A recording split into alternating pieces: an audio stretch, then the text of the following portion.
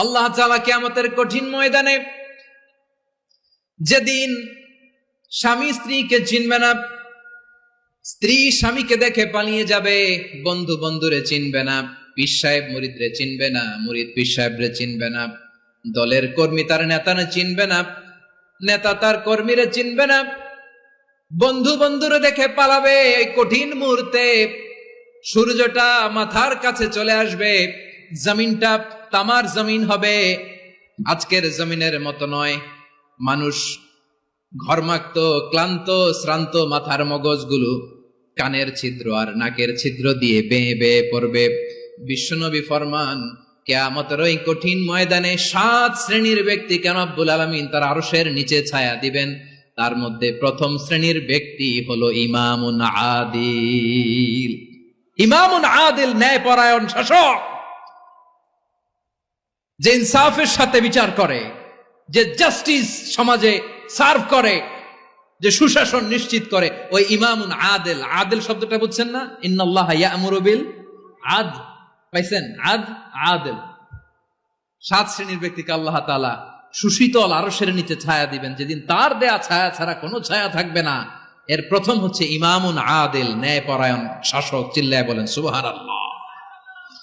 আবার বিশ্বনবী বললেন, ইন্নাল মুকসিতিনা ইনদাল্লাহি আলা মানাবিরা মিন নূর আন ইয়ামিনির রহমান। কিয়ামতের দিন যারা ন্যায়পরায়ণ হিসেবে আল্লাহর সামনে দাঁড়াবে, কিয়ামতের দিন রব্বুল আলামিন তার আরশের ডান দিকে ওই ন্যায়পরায়ণ লোকদের জন্য আরশের ডান দিকে একটা নূরের মিম্বারে তাদেরকে বসার সুযোগ করে দিবে। আল্লাহর আরশের ডান দিকে ন্যায়পরায়ণ লোকদের জন্য আল্লাহ তাআলা নূরের মিম্বার বানাবে। 4টে কেন কথা মনে করেছেন? আল আদাল, জাস্টিস। ইন্নাল্লাহা ইয়া'মুরু বিল আদল। আল্লাহ তাআলা এই আদালতের নির্দেশনা দেয়, সুবিচার, সুশাসন। প্রিয় ভাইয়েরা, এটা আমরা বাংলাদেশে চাই কি চাই না? এই যে অরাজকতা, এই যে অন্যায়, এই যে জুলুম, এই যে ইনকনসিস্টেন্সি সমাজের অসঙ্গতির প্রধান কারণ জাস্টিস নাই, সুবিচার নাই, সুশাসন নাই। শেষবারের মতো আওয়াজ করে বলেন তো, আমরা বাংলাদেশে আদল চাই কি চাই না? অন্য আয়াতে আল্লাহ তাআলা বলছেন, وَنَضَعُ الْمَوَازِينَ الْقِسْطَ لِيَوْمِ الْقِيَامَةِ فَلَا تُظْلَمُ نَفْسٌ شَيْئًا।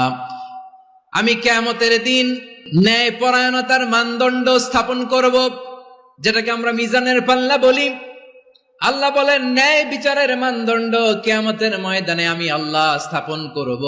সেদিন কারো প্রতি বিন্দু পরিমাণ, এক চুল পরিমাণ অবিচার করা হবে না, কোনো অবিচার করা হবে না। সেদিন সুশাসন হবে, সুবিচার হবে, ন্যায় পরায়ণতার সাথে বিচার হবে। আওয়াজ করে পড়েন আল্লাহু আকবার।